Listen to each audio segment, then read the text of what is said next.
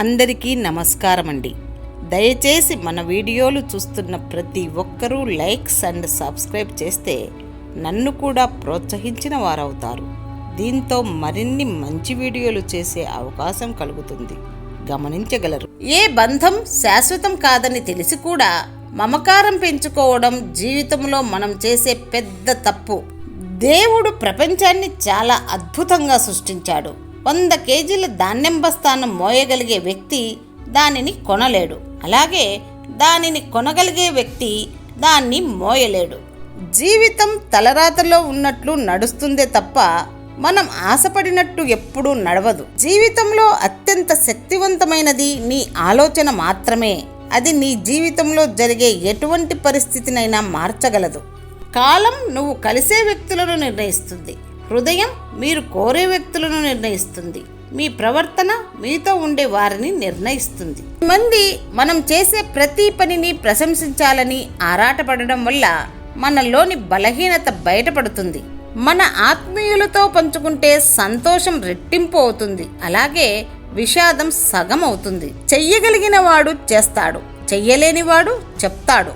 మనిషిలో ఉత్సాహం పగటి వెలుతురును ప్రసరింపజేస్తుంది. అంతేకాక మనస్సును నిరంతరం పవిత్రతతో నింపుతుంది.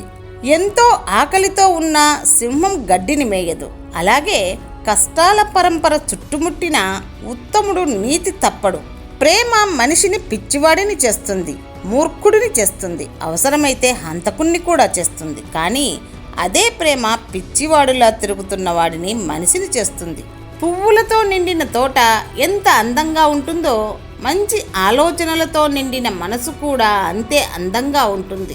ఆశ దుఃఖానికి హేతు అవుతుంది.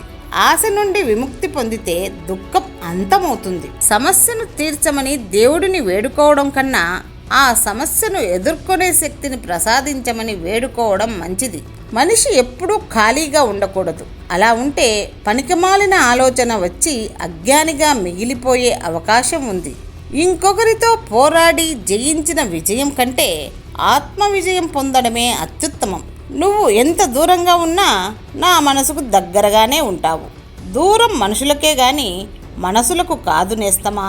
అంతా బాగానే ఉంది అనుకునే సమయానికి కష్టాలు వచ్చి తలుపు కొడతాయి.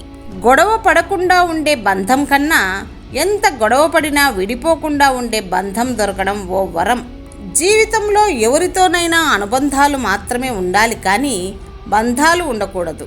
అనుబంధం మన ఆనందాన్ని బంధించేలా ఉండకూడదు. మానవ సంబంధాలు చెడిపోవడానికి అహం ఒక కారణం. అహం ప్రేమను అధిగమించినప్పుడు మన సంబంధాల మధ్య వంతెనకు బదులుగా గోడను నిర్మిస్తుంది. అప్పుడే సంబంధాలు ముగుస్తాయి. నీ తప్పులను కప్పిపుచ్చి నీ వెంట నడిచే వారిని ఎప్పటికీ నమ్మకు. వాళ్ళు నీ శ్రేయోభిలాసులు కాదు, నిన్ను చెడు మార్గాన వదిలేసిన నమ్మక ద్రోహులు. ఒకరి వ్యక్తిత్వాన్ని వేలెత్తి చూపే అధికారం ఎవరికీ లేదు.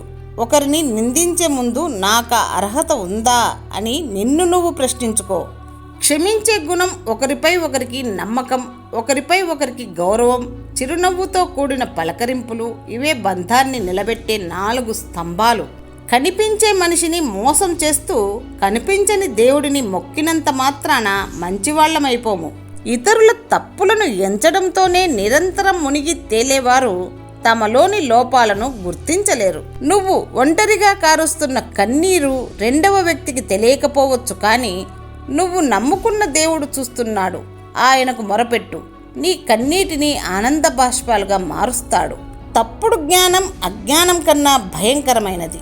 అది నిన్ను ఏకంగా దేశద్రోహిని, మానవద్వేషిని చేయగలదు. లెక్క పెడితే గడిచే కాలమైనా నడిచే దూరమైనా భారంగానే సాగుతుంది. అనుకోగలిగిన స్త్రీ భార్యగా దొరికిన పురుషుడు అదృష్టవంతుడు. జీవితంలో అతనికి అన్ని ఆనందాలు దొరుకుతాయి. అనుకోగలిగిన భార్య తన తెలివితేటలతో భర్త విజయానికి దోహదపడుతుంది.